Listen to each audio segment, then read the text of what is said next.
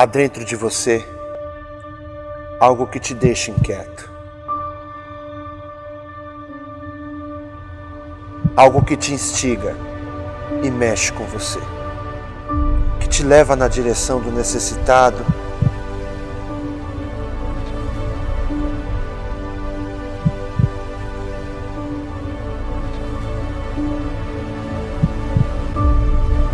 e te encaminha para os que precisam de Deus.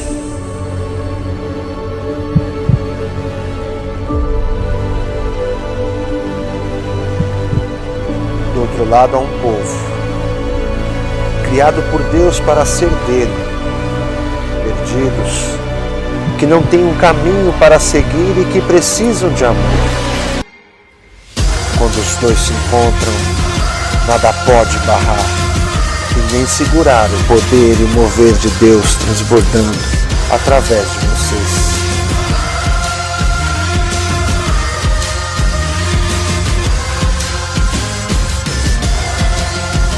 Jovens Mochileiros é um projeto do Revival para você que está a fim de descobrir qual a sua vocação.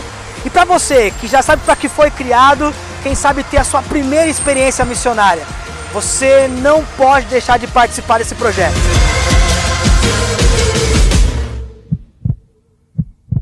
Paz do Senhor Jesus para você. Seja muito bem-vindo e muito bem-vindo. Está iniciando agora mais um Papo de Porta de Igreja, tá bom? Esse programa é um oferecimento dos nossos membros patrocinadores. Você que ainda não é membro, o link vai estar aqui na descrição desse post ou na descrição desse vídeo. Você pode se tornar membro patrocinador. E hoje estamos nos sentindo muito honrados também, porque a gente trouxe mais um projeto que faz parte da cultura, que vem alcançando vidas, que vem regenerando e restaurando vidas no seu processo, de uma forma diferente de falar a palavra de Deus e alcançar as vidas. Hoje a gente trouxe o pessoal aqui dos Jovens Mochileiros para conversar com a gente. E hoje a gente vai conversar com uma das mentes e idealizadores desse projeto, uma das mentes que estavam pensando nesse projeto e também é coordenador desse projeto, tá bom? Hoje eu estou aqui honrosamente, quase não sai, gente, com o nosso pastor Michel aqui para conversar com a gente. Meu pastor, seja muito bem-vindo. Deus abençoe a sua vida, meu pastor. Graça e paz, muito obrigado, Jonatas, pelo convite, e a todos vocês que estão aí participando conosco desse papo, né, de porta de igreja. Isso é muito legal, porque realmente é o que rola quando acaba o culto, o porteiro manda a gente embora, né? Exatamente. Isso é muito bom porque é sinal que tem comunhão, é sinal que tem edificação, isso é muito importante. É um prazer estar aqui com vocês. Tá certo, meu pastor. Mais uma vez eu quero estender aqui os nossos agradecimentos. O senhor cedeu um pouco do seu tempo. A gente sabe que é um pouco corrido. Toda pessoa que está na frente de um projeto tem bastante coisa e bastante decisão para tomar, lidar com pessoas, e a gente agradece o tempo do senhor. E hoje a gente vai começar, como eu sempre gosto de fazer, de dentro para fora, né? Dentro da pessoa, do começo da pessoa até ao trabalho, ao projeto, tá bom, meu pastor? Então, a primeira pergunta que eu queria que o senhor nos respondesse: quem é o pastor Michel? Bom, vamos lá. O pastor Michel, ele começa a sua caminhada cristã aos 9 anos de idade. Fui para a igreja evangélica devido a não entender essa ideia que as pessoas falavam que Deus era bom, porque meu pai faleceu quando eu tinha 1 ano e 6 meses, né? E foi muito difícil na minha infância lidar com essa ausência do meu pai. Então, como que Deus era bom se ele tinha levado meu pai? E eu fui, então, para a igreja para poder conhecer um pouco sobre esse Deus. Então, eu ia na igreja evangélica, na escola bíblica, e fazia catequese. Até que, então, eu me decidi romper aí com o catolicismo e permanecer na igreja evangélica. Aceitei Jesus, né, me batizei aos 13, e depois, então, não demorou muito, foi ali na faixa dos meus 13 anos, eu recebi o chamado de Deus para a área pastoral. Com 18 anos, fui para o seminário interno de nossa igreja, que fica na cidade de Ribeirão Pires, São Paulo. Passei por 4 anos, e aí, então, ao término, fui designado para a cidade de Presidente Prudente. Fazem 12 anos que eu trabalho aqui como pastor de jovens e adolescentes, na cidade de Presidente Prudente, juntamente com o pastor Onésimo.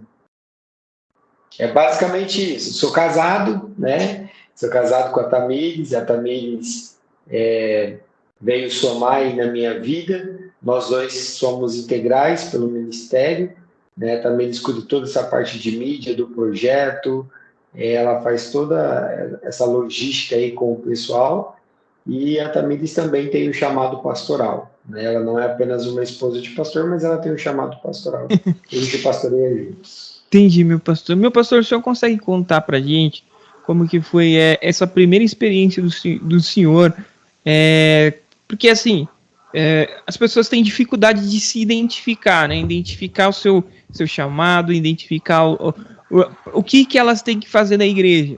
Algumas das vezes as pessoas só associam a 3 funções, a 3, pastor, levita, ou, tipo, cantar, sabe? Tipo, algumas poucas funções. Mas a partir do momento que a gente vai exercendo a obra, a gente vai percebendo que a gente pode ser uma peça fundamental naquilo que a gente naquilo que Deus tem. E eu queria que o senhor compartilhasse isso, porque o senhor falou que o senhor já tinha desde muito cedo esse chamado ministerial para ser pastor, e eu queria que o senhor compartilhasse com a gente esse período, como foi essa experiência, como que o senhor se identificou, como que o senhor se revelou para o senhor. Sim, bom, vou partir dessa última fala sua, né? Como Deus se revelou. Deus, ele se revelou para mim, foi numa escola bíblica dominical, na igreja, onde nós estávamos falando sobre dons e chamados, né? E aí eu lembro que o pastor que estava ministrando para a gente, ele começou a fazer algumas perguntas, algumas coisas ali, e aí eu percebi a minha identificação com o ministério pastoral. Mas de início eu não queria, de jeito nenhum. Normalmente é assim, né? Eu tinha uma ideia de que pastor ia ser uma pessoa que ia passar por muita dificuldade financeira, entendeu? Uhum. Por todas essas questões, e eu não queria isso para minha vida.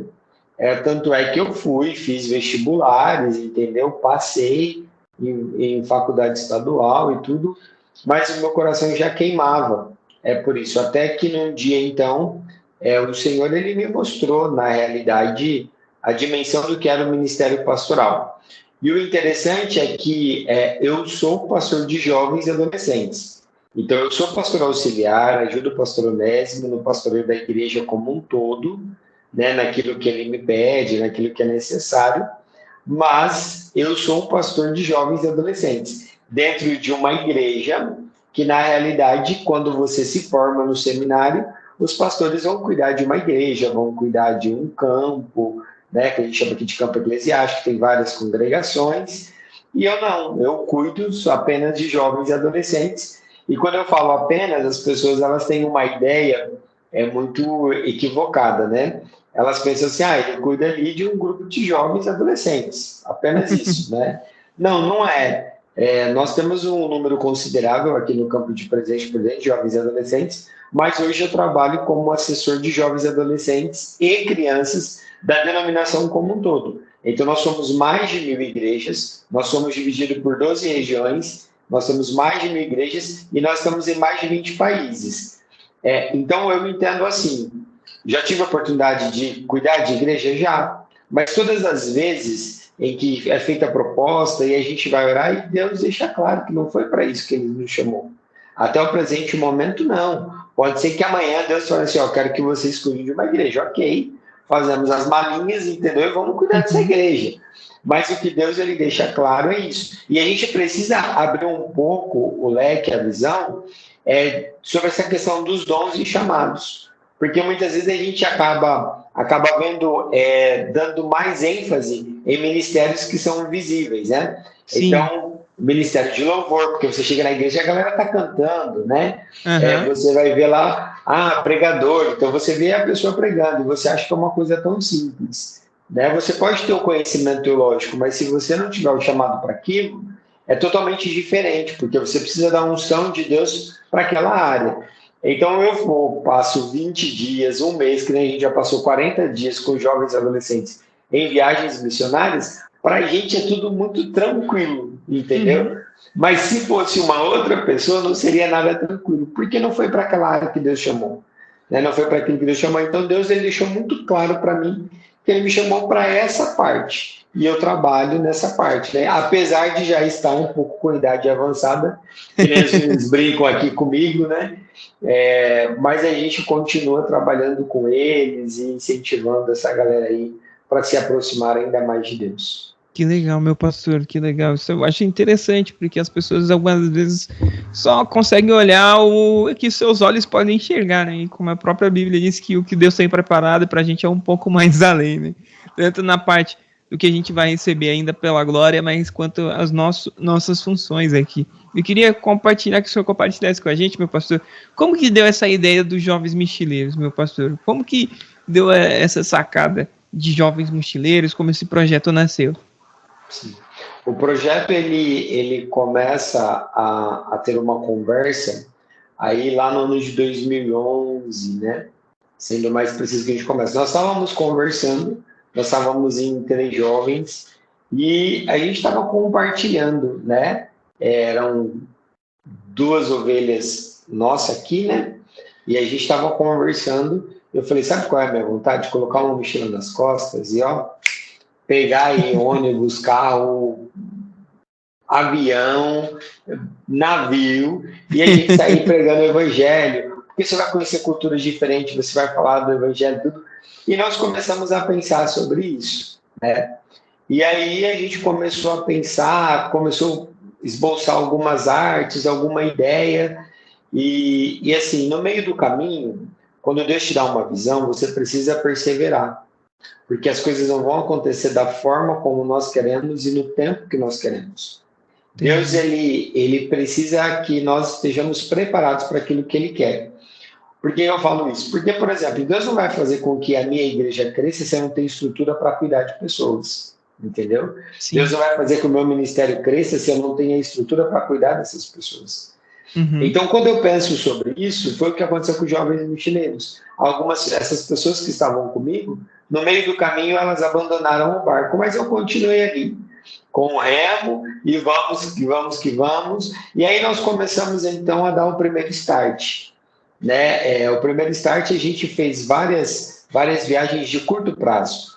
Nós fomos aqui para Mato Grosso do Sul, nessas cidades aqui. Nós fomos para Aparecida do Taboado, nós fomos para Mirante do Paranapanema, interior de São Paulo, e a gente foi indo para Cacilândia, a gente foi indo para essas cidades, onde nós passávamos o final de semana, e aí então nós falávamos de Jesus para aquelas pessoas.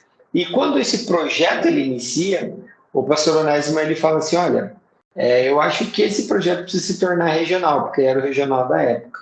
Então, a gente começou com o projeto e ele já colocou para regional, e a gente começou a estruturar para ser regional, e depois, então, de um tempo, o projeto se torna nacional. E aí a gente parou mais de 2 anos, né, 2 anos e meio, para ser mais preciso, de só estruturar o projeto, para que, então, atendesse toda uma denominação e tivesse uma estrutura, né? Não apenas coloca a mochila nas costas e você vai. Só que Deus, ele deu uma palavra para nós. Quando Jesus, ele fala para os seus discípulos, olha, vocês vão de 2 em 2, depois vocês vão de casa em casa, vocês não precisam levar muita coisa, porque vocês são o equipamento. Jesus deixa isso muito claro. E a casa que te receber bem, você entra, abençoa realmente aquela casa. Agora, a casa que não te receber, você sacode os seus pés e você leva tudo que é seu, volta embora, até a paz você traz de volta, porque no dia do juízo as pessoas vão se arrepender.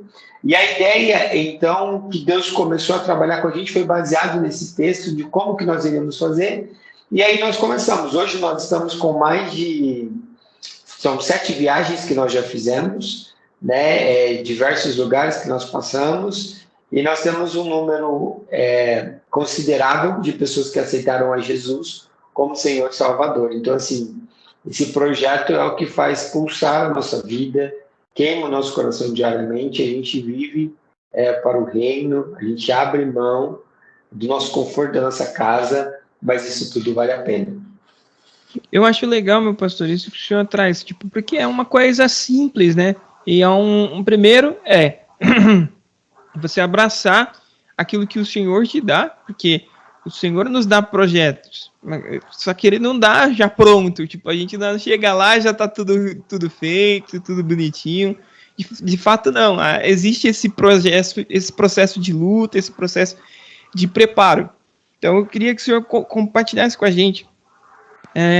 Isso é até uma pergunta dos nossos membros aqui, dos nossos membros patrocinadores, que mandaram para a gente, meu pastor, eu queria que o senhor contasse para a gente uma experiência que marcou mais a sua caminhada nesse projeto, nesse período desse projeto. Me desculpa, meu pastor. Fique tranquilo. Na realidade, tem uma coisa muito interessante que acontece com a gente em uma das viagens. Nós estávamos na cidade de Aparecida do Taboado e nós fomos fazer capelania hospitalar, onde a gente vai fantasiado e passa de quarto em quarto, vai contar uma história, vai fazer alguma coisa. E aí nós fizemos uma dinâmica de uma sacola. A galera entrou com uma sacolinha e aí falaram para a pessoa se ela tem algum lixo para poder jogar. Então, no hospital geralmente não tem lixo. Então a ideia era que ela fizesse um ato simbólico, pegasse do coração se tivesse alguma mágoa, um sentimento e jogasse na sacolinha. Eu fico na portaria e eles vão para dentro do hospital, já tinha treinado eles, e eles vão fazer o trabalho e fica ali para suporte. Quando, de repente, chega 2 jovens com os olhos arregalados, falando, pastor, socorre. E quando a gente vai observar isso, a gente vai até eles, na realidade, uma moça, eles estavam fazendo isso e eles perguntaram, você tem alguma mágoa, alguma frustração, alguma coisa, talvez uma falta de perdão, para você jogar aqui. E quando a moça ela faz o ato de jogar, então ela tem como se fosse uma paralisia, ela se torce inteira e ela não fala mais. Os médicos, a enfermeira entra em ação, chama os médicos, levam ela para a UTI. E aí, então, ela fica na UTI, a gente vai lá conversar com os médicos, falando, olha, eu gostaria de orar por ela. E o médico falou assim, olha, na realidade, pode orar, mas eu vou ficar junto com vocês porque ela não está muito legal. E ficou ele e a enfermeira na porta. Entrou eu e uma das jovens mochileiras, que era enfermeira também. Falei, você vai comigo e você vai ficar próximo ali, enquanto a gente vai orando, porque isso é possessão demoníaca. Levei com 2 jovens também para poder cantar, enquanto eles cantavam no quarto. E foi muito interessante, porque eu não sei qual foi a sacada de música, que eles decidiram cantar a música do Diante do Trono. Eu vou cantar aqui, porque esse não é o meu dom, né? Só Jesus para receber o meu louvor mesmo. Mas o que acontece é o seguinte, eles começam a cantar aquela música que existe um rio, Senhor, que flui no teu grande amor. Águas purificadoras. Exato, boa. E aí nós começamos a orar. E aí a moça ela ia colocando a mão, eu falei, coloca a mão, você vai orando, eu aqui. Senhor, em nome de Jesus. E foi assim, questão de segundos. A moça que estava com o olho fixo, com a boca torta, realmente torta, toda torta, a moça volta ao normal e começa a falar. E começa a chorar e agradecer a gente. O médico falou assim, como assim? O que aconteceu aqui? Eu não estou entendendo. E aí a gente foi explicar para eles o que tinha acontecido. Só que o interessante é que essa moça que entrou com a gente, uma jovem mochileira, que era enfermeira, ela nunca tinha passado pela experiência de orar por possessão demoníaca. E ela foi a primeira dela. E naquele momento, ela foi chamada por Deus. Hoje ela é uma missionária da nossa igreja, entendeu? Sim. Mas foi através desse momento que foi um momento assim, forte, que nós passamos, e muitas vezes questionado por ter jovens não tão preparados assim. E aí, a minha questão, quando as pessoas falam sobre preparo, eu falo, quanto tempo, na realidade, as pessoas elas precisam para ser preparadas para fazer a obra de Deus, para cumprir o ID, entendeu? Quanto tempo isso leva? Você vê que Jesus já chama, ao mesmo tempo que os discípulos já estão com eles, ele já vai colocando eles para ir fazendo algumas coisas. Então, é tudo muito, muito junto, é muito sincronizado, entendeu? Sim. Porque quando você está fazendo, você não está fazendo por você, mas está fazendo por aquele que te enviou. Então, maior é quem te envia, porque está em você. Enfim, é toda uma logística aqui que a gente poderia passar horas conversando sobre treinamento, sobre isso. Mas esse foi um dos momentos assim que foi muito forte, porque a gente é questionado, mas você vê o resultado no final, né? Entendi, que legal. Eu acho legal isso que o senhor está falando, porque é uma experiência, tanto que foi benéfica para o senhor, mas quanto também como para os jovens, né, que não tiveram essa experiência e perceberam que eles também são ferramentas de Deus, né, também fazem parte do reino, também tem um propósito, também tem um chamado, e isso que eu acho interessante, meu pastor. Eu queria que o senhor falasse um pouquinho mais, meu pastor, como que funciona essa estratégia dos jovens mochileiros, porque, por exemplo, a gente está nesse... tanto para motivar as pessoas que estão aqui nos ouvindo, quanto tipo, as pessoas que vão nos ouvir depois. Porque, por exemplo, tem pessoas que se acham incapazes, né? Então, eu queria que o senhor compartilhasse com a gente, por favor, o que o senhor puder compartilhar sobre essa forma de evangelismo, porque eu conheci o projeto do senhor aqui, eu sou a gente é aqui de Arujá, São Paulo. Eu estava trabalhando na feira, né? Eu estava trabalhando ali na feira, e aí, de repente, passou aquele grupo de jovens, tudo junto, tudo enfileirado ali, cheio de jovem, parando os feirantes, parando as pessoas no meio da rua, tendo um momento ali de conversar com as pessoas. Eu falei, esse negócio aí é um negócio de crente, já tô identificando ali uns negócios de crente ali. E aí eu chamei um dos meninos para conversar, e eles falaram um pouco sobre o projeto, e achei esse projeto muito interessante. O senhor consegue explicar para a gente um pouquinho? Tá. Eu começo essa explicação partindo da ideia de que no tempo de Elias ele pregou de uma forma, Pedro pregou de outra, e na nossa realidade a gente precisa se atualizar para essa pregação do Evangelho, né? Então, quando a gente pensa sobre essa questão de capacidade, dentro da pregação do Evangelho, existe muito uma ideia de que eu não sei falar, as pessoas têm medo. As pessoas, na verdade, elas têm medo de ser rejeitadas. Mas elas precisam entender que a rejeição não é para comigo. É para quem me enviou. Se Jesus falou que é para eu ir, bater na porta da casa da pessoa, falar do evangelho para ela, eu não estou falando de mim. Eu não estou falando da minha história. Eu estou falando de Jesus. Então, quando ela rejeita Jesus e não me rejeita. Entendi. Então, esse é o primeiro ponto que a gente precisa pensar. Que é o medo da rejeição que as pessoas têm. E a segunda é eu não sei falar. A gente precisa entender que, na realidade, o evangelismo tem que ser de uma forma leve. Entendeu? Você precisa criar vínculo com as pessoas. E muitas vezes o que as pessoas querem é apenas ser ouvidas. E você deixa ela falar.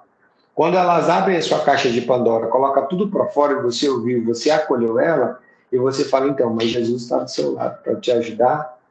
Ela tem um feedback, tem um momento, né, muito importante na vida dela, que ela começa a ter a sensação de que alguma coisa precisa ser mudada.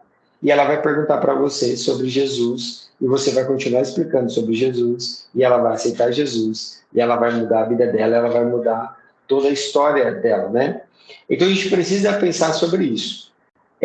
O que eu falo não significa que você, tipo assim, não precisa estudar, não precisa ter estratégias. A gente tem estratégias. Para você ter uma noção, por exemplo, você viu a gente na feira. A gente não chegou falando assim, olha, nós somos crentes, nós estamos aqui para entregar um panfleto para você. Não tinha nada a ver com isso.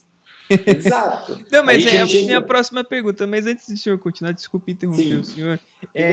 Que eu acho interessante, que eu acho que só para pegar um pouquinho, trabalhar um pouquinho mais essa parte que o senhor falou, que essa é interessante. Então existe, eu achei legal que o senhor comentou, gente, desculpa, mas é a segunda tentativa que a gente está aqui. Mas eu queria complementar esse assunto que o senhor está falando, porque o senhor falou que o senhor não vai falando para a pessoa, como que fala? Sumiu a palavra agora, está na ponta da língua. Se o senhor não vai ali debater com a pessoa, o senhor ali vai criar um vínculo com a pessoa, né? E, tipo, criar esse vínculo, criar essa amizade com a pessoa para que você consiga abordar ela. Então, eu queria fazer essa pergunta que já vai para o sentido que o senhor já vai falar. O senhor acha que essa estratégia, a estratégia de evangelização, não que panfletagem não tenha o seu valor, mas a nossa igreja, nesse último século, nós como cristãos, como pessoas que têm que fazer o ID, a gente tem que mudar a nossa estratégia e pensar um pouquinho fora da caixa, porque a gente tem que impactar a vida das pessoas de uma forma que faça sentido para elas, ou não simplesmente entregar um folheto, por favor, você que está me ouvindo, sei que meu pastor me entendeu, mas você que está me ouvindo, não me interprete, por favor, de maneira errada. Tem o seu valor, mas essa seria a melhor forma de se evangelizar? Não seria uma outra estratégia mais efetiva? Então, vamos por aqui, Jonatas. As pesquisas já dizem. Se entregamos 2.000 panfletos, eu vou resumir aqui, porque senão a gente ia detalhando.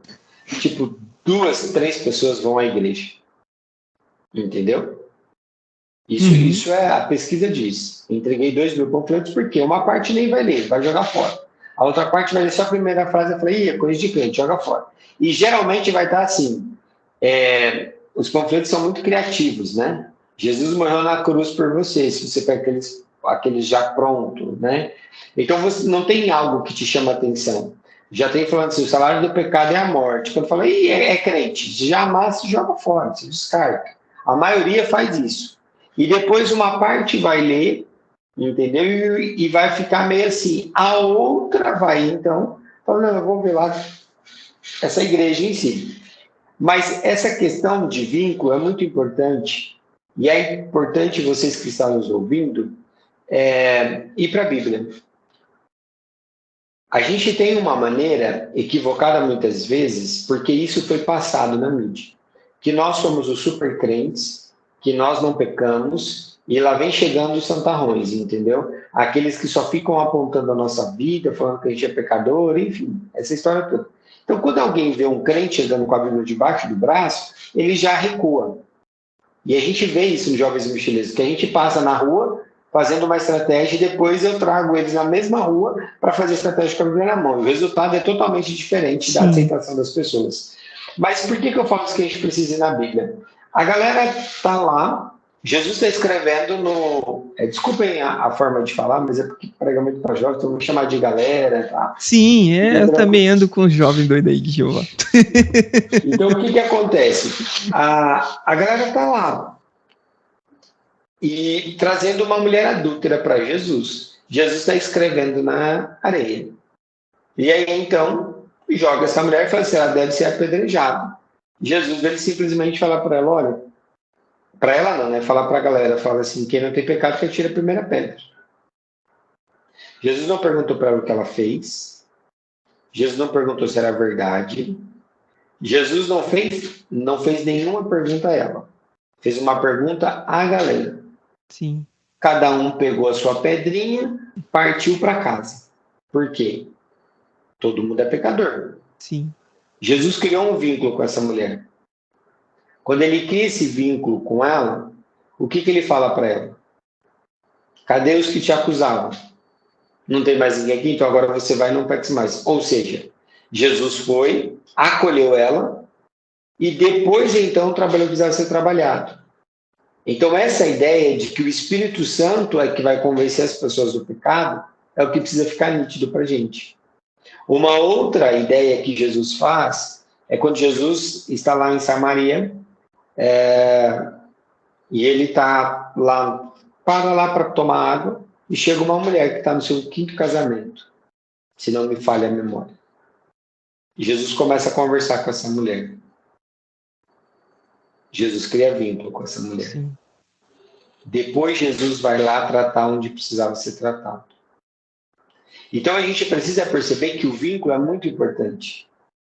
E quando você cria um vínculo com a pessoa, fica mais fácil. Então vamos colocar aqui você, Jonatas. Sim. Então você faz o quê? Você tem que ir na padaria, na mesma padaria. Uhum. E a sua vida tem que ser o IT. Conversar, tratar bem as pessoas. Mesmo que você está com pressa e ela está demorando 10 anos para pegar seu pão. Você tem que abastecer no mesmo posto. Sim. Procurar sempre o mesmo frentista. Porque você vai criar vínculo com ele. Daqui a pouco ele vai abrir a vida dele. Ele vai falar, hoje eu não estou muito legal, mas o que foi que aconteceu? Daqui a pouco ele está contando, estou passando com isso, com isso.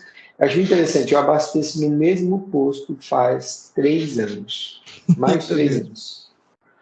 E eu sempre vou lá no frentista que está afastado da igreja. E não é da nossa igreja. Sim. Ele fala, hoje eu fui correr, pastor, estava muito estressado, não sei o que. Vai, conta a vida dele, aí eu vou, prego para ele. É verdade, eu preciso voltar para a igreja, pastor, eu preciso. 3 anos eu estou nesse vínculo com ele. E eu creio que ele vai voltar para a igreja. Você cria um vínculo, a pessoa Sim. ela abre a vida e você prega. Então hoje ele já reconhece, coisa que 3 anos atrás eu não reconhecia que ele precisava voltar para a igreja. Hoje ele já reconhece que ele precisa voltar para a igreja. Hoje ele já pede para eu orar por ele. Sim. Então você vai vendo que isso é importante. Então, além de criar vínculo, as estratégias que nós temos de criatividade é o que ajuda você a criar esse elo com as pessoas. Então, quando eu chego para uma pessoa e pergunto assim, fala para mim, como é que tá? Passou o Covid aí, teve esse tempo tão difícil, a gente está fazendo uma pesquisa aqui, falar de 0 a 10. Sua saúde, como é que tá? Como é que tá a sua vida familiar? Tá vendo seus parentes, a família nuclear, como é que tá? E a pessoa ela vai falando. Ela vai falando. Tem uns que vão falar, tá 10, 10, 10. Fala assim, meu Deus, né? Por que ainda tá aqui se tá tudo tão bom assim? Mas aí você vai pregar o evangelho para ela, de acordo com a necessidade dela, mas ela se abriu para você, e aí você consegue pregar o evangelho. Que legal. Então, essa forma. Não, pode continuar, meu professor. Não, pode falar. Não, porque eu achei interessante, porque primeiro o senhor falou que a importância do vínculo, porque normalmente a gente é ensinado tradicionalmente, só entregar o panfleto, fazer a panfletagem, né? Ou simplesmente o Jesus te ama. Não significa que essas atitudes não possam ter o seu efeito. Tem o seu efeito. Sim. Mas nesses últimos dias, nessa nova geração que vem crescendo, cada vez mais elas disputam a atenção, né? Hoje a gente é bombardeado todo momento nas redes sociais, celular, computador, qualquer lugar que a gente está olhando, a gente é bombardeado, alguém tentando chamar a nossa atenção, fazendo que a gente pare mais tempo para ver um vídeo, para ver alguma coisa. Então você está aqui porque alguma coisa nesse vídeo te chamou a atenção, né? Então tudo isso faz parte. Eu acho que a primeira coisa que eu gostei do projeto foi que a estratégia de abordagem foi diferente, de pegar as pessoas de maneira desprevenida, sem mostrar de fato o maior propósito, que é resgatar essa pessoa para Jesus Cristo, de maneira simples. E eu achei interessante porque foi a mesma coisa que Jesus fez.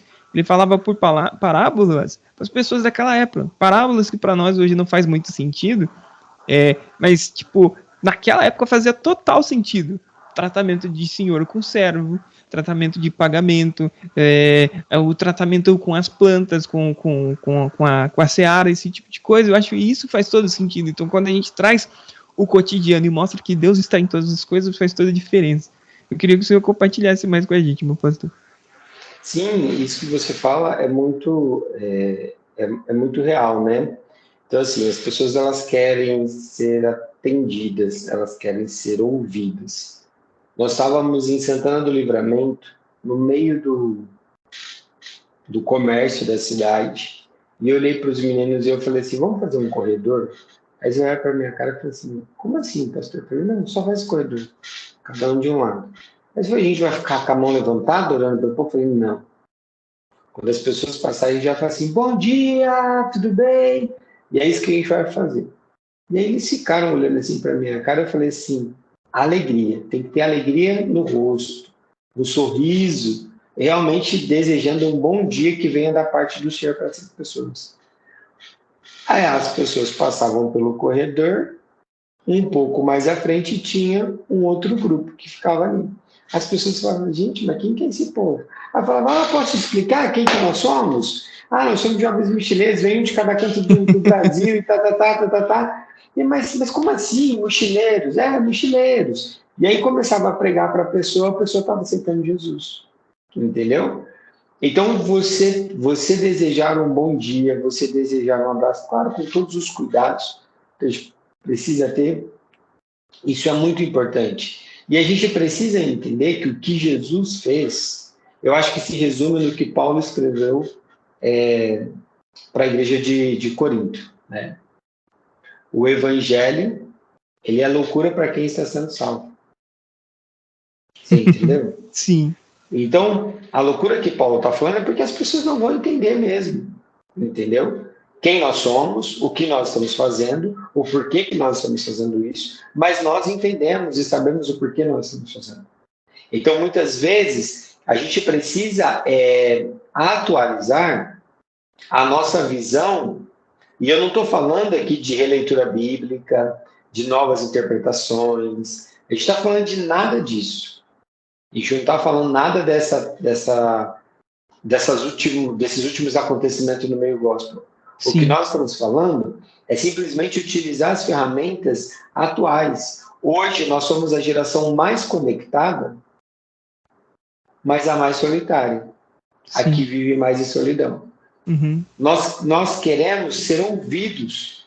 Então a gente precisa oferecer ouvido para as pessoas. Então quando eu falo assim, como é que está a sua família? A pessoa vai falar, porque o meu irmão fez isso, fez aquilo, meu pai e minha mãe morreu, ele não ajudou a cuidar de nada, foi o primeiro que querer pegar a parte dele do dia da casa, e vai contar toda a briga que está acontecendo na família. Ou vai falar, meus filhos, e aí, nenhum vem aqui me ver, me abandonaram, cuidei, tudo igual. Quando elas colocam tudo isso para fora, o evangelho entra. E se você observar, é o que Jesus ele faz. Jesus, antes de curar paralítico, a gente precisa ter essa visão. Ele pergunta, né? Parece que é uma pergunta até, tipo assim, estranha, né? Porque Jesus pergunta assim, você quer realmente ser curado? O cara tá no tanque de Betesda. Sim. Tá a vida inteira ali, sofrendo. Aquele lugar fedia. Entendeu? Uhum. Não era um lugar bonito de se ficar. Você sendo um paralítico, você não... Imagina. Eu não vou nem dar detalhes aqui da vida como que era ali, mas acho que já deu para a gente entender. Sim. Jesus vai perguntar para o cara se ele quer ser curado. Na realidade, o que Jesus está fazendo é que Jesus está falando assim, olha, o que realmente tem dentro de você? Existe uma vontade realmente de cura? Ou para você, esse lugar que você está bom? Entendeu? Porque ele poderia falar para Jesus, não, está tudo bem por aqui. E por que eu falo que isso é importante e relevante para a evangelização? Porque a Bíblia deixa claro que nem todo mundo vai querer. Sim. João escreve isso. João fala assim, está escrevendo ali sobre um momento e perguntou para Jesus, mas por que eles não te seguem? Jesus falou, porque eles não querem. Ponto. Eles não querem, então está tudo bem, mas você vinculou com a pessoa, a gente precisa entender que vai ter pessoas que não querem, mas vai ter pessoas que vai criar um vínculo com você. Então, quantas pessoas têm vínculo com o João? Entendeu? Sim. As pessoas que têm vínculo com você, talvez não vá para a sua igreja, mas vai ter você como referencial. E daqui a pouco, alguma coisa vai... Agora eles não querem, mas daqui a um tempo ela volta.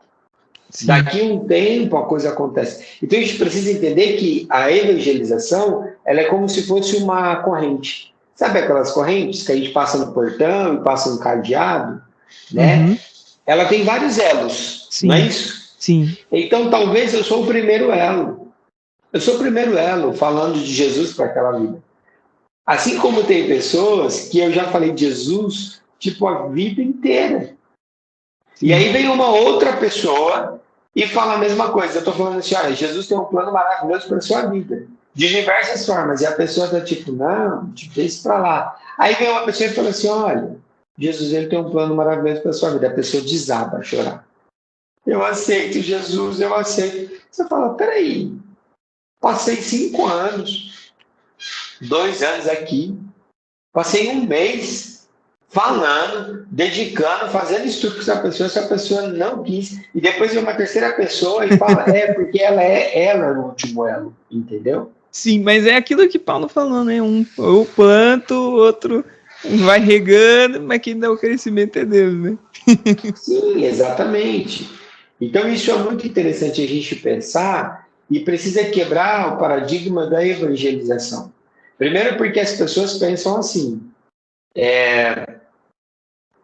evangelismo é para um grupo da igreja. Não. Entendeu? Tem um grupo de evangelismo, ou é para os pastores, ou é para os missionários, entendeu? São para os presbíteros da igreja. E a gente precisa ter uma noção de que o ID é para todo aquele que aceitou Jesus. Jesus foi o primeiro empreendedor, vamos dizer assim. Porque o que Jesus fez foi um modelo de franquia. E Paulo deixa isso muito bem claro. Sede meus imitadores assim como eu sou de Cristo. O que Paulo está falando? Estou chamando a responsabilidade para mim. Pode vir. Pode olhar para mim. Sim. Pode olhar para mim porque eu estou procurando ser parecido com ele. Então, na realidade, quando nós aceitamos Jesus, nós tornamos um pequeno Cristo, que vem daí o termo cristão. Pequenos cristos. Sim. Ou seja, as pessoas precisam olhar para mim e entender que eu sou a referência de Cristo para ela aqui na Terra.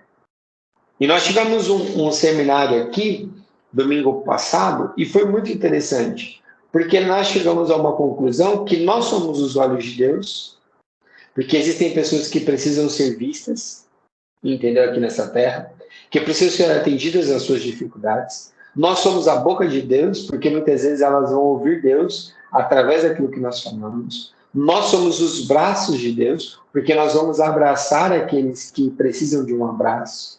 Entendeu? Como um dia eu precisei, né, de um abraço para que a minha história fosse redimida. Então é exatamente isso. A gente precisa ter essa percepção que a evangelização está disponível a todos nós. É uma obrigação nossa.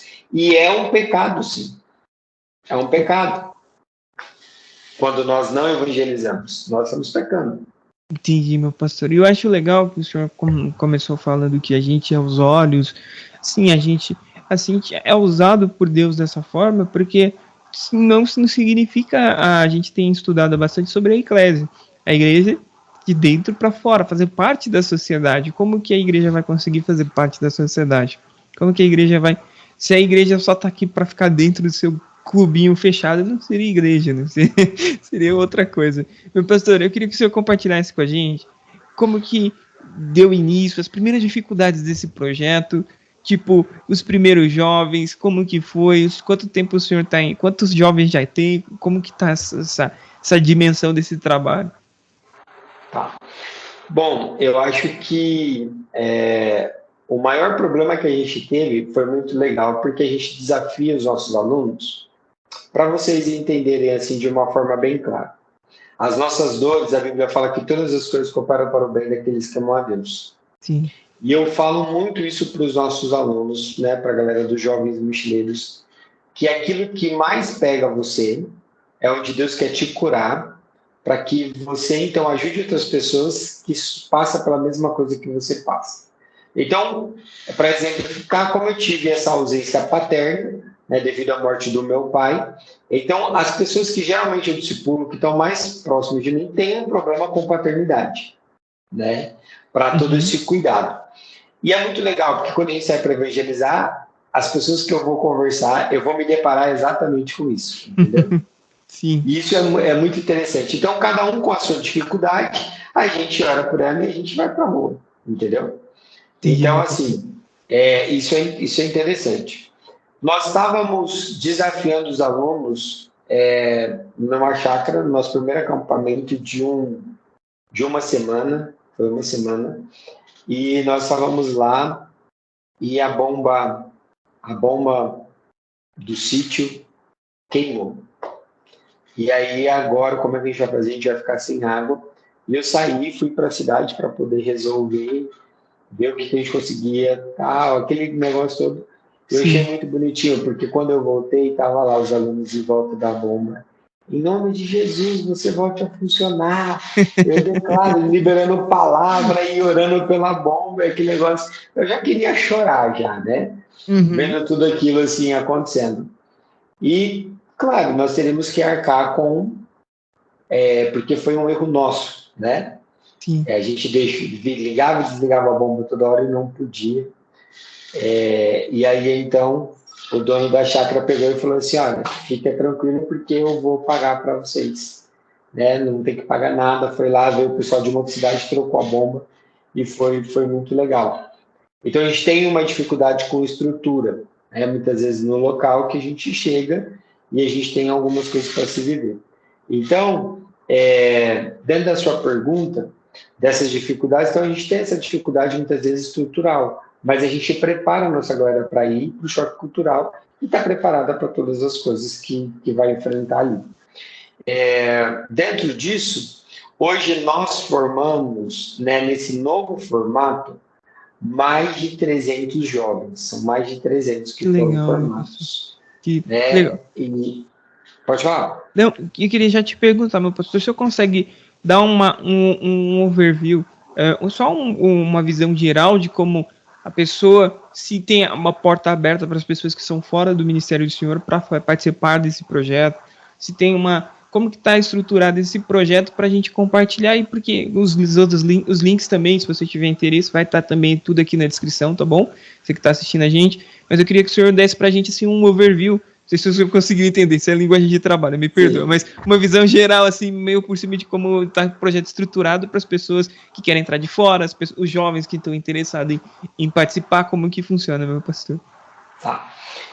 Primeiro, o que a gente faz? A gente fala que prepara os alunos, são uma preparação de 4 meses, isso é feito via online, não sai de casa, tem aula ao vivo, a gente não faz aula gravada, porque a gente precisa sentir os alunos, né? Uhum. Então, eles vão passar pelo curso, onde vão ter matérias como empreendedorismo do reino, para poder...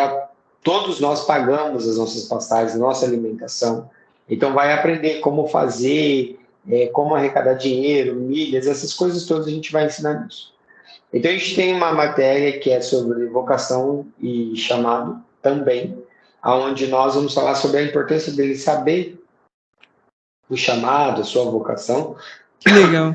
E além, pode falar. Não, só falei legal, meu pastor, Sim. porque eu acho que separar uma matéria para isso, eu acho que é bem legal. Foi bem o que a gente começou na nossa conversa.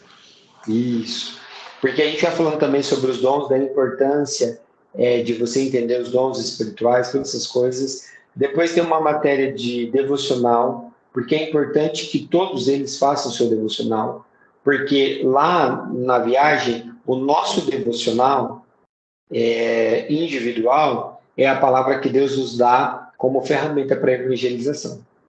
Então, a gente já explica tudo isso para eles. Além disso, nós temos aí também evangelismo criativo, e eles vão passar durante 3 meses, por isso depois vem o choque cultural. Nós acabamos de vir agora do Nordeste, né? Nós passamos pelo sertão brasileiro, nós estávamos realmente no sertão, e lá então nós tivemos na cidade de Patos. Lá não faz calor, gente, lá não venta, não tem vento. Na cidade, as caixas d'água hoje são muito maiores, então por isso não tem falta d'água. Mas as pessoas que não têm condições, 2 vezes na semana falta água para elas. Entendeu? Entendi. E aí, assim, então a gente estrutura os nossos alunos, prepara eles para eles poderem ir para essa viagem missionária. Então tem esse porém, que é o choque cultural. Linguajar, você precisa saber sobre a questão por exemplo, de gíria. Uma coisa em São Paulo é diferente no Sul, é diferente em cada cidade, então a gente precisa ter esse cuidado, então a gente aprende tudo isso para não ter. Por exemplo, São Paulo, quando nós estivemos em Arujá, as pessoas não chamavam a gente para entrar em casa. Entendeu? Uhum. Agora, lá, era falta de educação da nossa parte não aceitar entrar em casa, tomar um golinho de café e água. Eu falei para os meninos, entra, vai beber café hoje o dia inteiro, vocês vão ficar tomando café e água, mas tá tudo bem. Porque se não faz, a pessoa fica sentida, entendeu? Sim. E aí você já estraga toda a evangelização, é como se você estivesse rejeitando ali. Sim. Então a gente trata tudo isso no choque cultural, e depois então ela pode escolher uma das viagens, que acontece sempre em janeiro e julho. E aí nós temos os diversos, o leque, né? Então não precisa ser da nossa igreja, né, do agrupamento bíblico, pode ser de qualquer igreja, só que o que precisa? O pastor precisa autorizar. Ninguém faz o curso antes do pastor autorizar. A equipe vai entrar em contato e falar, olha, pastor, tudo bem, tem uma ovelha sua, tá querendo fazer parte, o senhor autoriza, o senhor dá o ok. Se o senhor dá o ok, a gente vai inserir ela no grupo, vai passar todas as informações, as coisas. Se não, não tem problema nenhum, a gente pede para que o senhor converse com ela também e explique o porquê. Então, a gente deixa isso muito bem claro, né? E a nossa ideia é o seguinte, todas as estratégias que nós ensinamos lá, que cada viagem tem a sua estratégia, eles precisam voltar para a sua igreja local e trabalhar juntamente com os seus pastores para que façam as suas estratégias, entendeu? Então, vocês vão criar a estratégia de vocês, da igreja de vocês. A gente só vai dar uma base, entendeu? Só vai dar uma ajuda. É essa a ideia. Agora, por exemplo, se você, pode usar o nome dos jovens mochileiros, essas coisas? Aí a gente explica que não, porque não tem como a gente responder por isso. Mas a gente incentiva que você crie, que você faça o seu grupo de evangelização e você faça isso na sua cidade. Não, meu pastor, então, isso é muito legal. Eu quero parabenizar mais uma vez pelo trabalho do senhor. Eu gostei do trabalho aqui que foi feito em Arujá. Depois eu comecei a seguir, a acompanhar também no Instagram as postagens de vocês. E eu achei esse projeto muito interessante. Tanto a parte do choque de realidade, que se tira a pessoa totalmente da zona de conforto, não tem nada a ver com o que ela está habituada a fazer, com aquele jeitinho que ela dá um jeito de escapar de algumas coisas, que entrou no projeto, entrou de cabeça. E outra coisa que eu queria ressaltar, que eu acho que é interessante também, é que o senhor trabalha com o adolescente, estrutura a cabeça do adolescente, ajuda o jovem a pensar, usar os 2 neurônios que tem, depois volta para a igreja, e daí você já é a ferramenta que vai ser a ferramenta que vai influenciar o próximo ciclo, o próximo nível de discipulado. Eu achei isso muito interessante, meu pastor. Meu pastor, porque eu gostei demais do projeto do senhor. Mais uma vez eu quero agradecer o seu tempo, a sua paciência, de verdade. Sei que o senhor tem bastante coisa para fazer, mas eu queria que o senhor fizesse as suas últimas considerações finais para o nosso público que está aqui em aberto. Por quê? Porque o público que está em aberto. Porque chegou aquele momento da entrevista que eu sei que você fica com um pouquinho de ódio do seu coração de mim. Eu sei que você fala, não, Jonathan, não faz isso, mas é que acontece. Porque, igual o nosso pastor acabou de falar aqui, tudo isso, de certa forma, toda essa estrutura tem que continuar. Então, eu quero me despedir de você que não é membro patrocinador. Então, se você não é, pense em se tornar membro patrocinador, o link vai estar aqui na descrição, tá bom? E você que é membro vai continuar comigo, mas eu quero dar as últimas considerações aqui para o nosso pastor, para deixar as últimas considerações aqui para o público aberto, meu pastor. Eu quero agradecer a todos vocês que estão participando conosco, né? Que Deus continue abençoando vocês. E nunca se esqueça que vocês são as ferramentas de Deus para este tempo. Ou seja, você é a resposta de Deus para este tempo. Então não perca tempo. Né? De verdade, porque isso é uma palavra poderosa. Deus abençoe vocês. Obrigado. Você que ficou com a gente. Tchau, obrigado. Até o próximo programa. Lembrando que as informações para você participar desse projeto vai estar aqui na descrição desse vídeo e também vai estar aqui na descrição desse post, tá bom?